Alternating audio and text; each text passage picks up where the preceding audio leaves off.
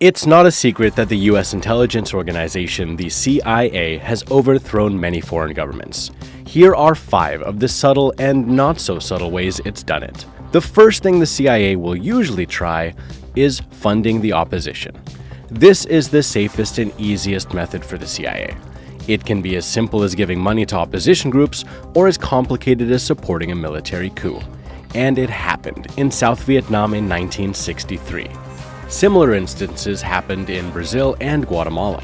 Declassified documents show how the CIA supported the coup plotters, namely Vietnamese generals, to oust the country's leader. The CIA continuously tried to assassinate the democratically elected leader of the Congo, Patrice Lumumba.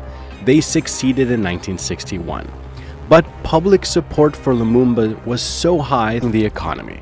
Or goes, the US can force a political party to crumble. This strategy was used against Chile in the 90s of nationalizing the country's major industries continued, much to the disapproval of the US government.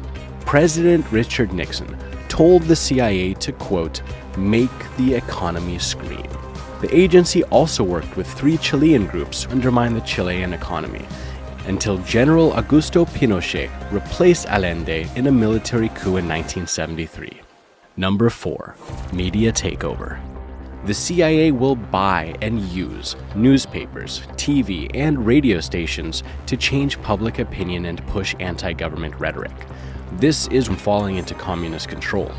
But a former CIA official later said, quote, it's easier to buy a reporter, the agency has kept many American and foreign journalists on its payroll.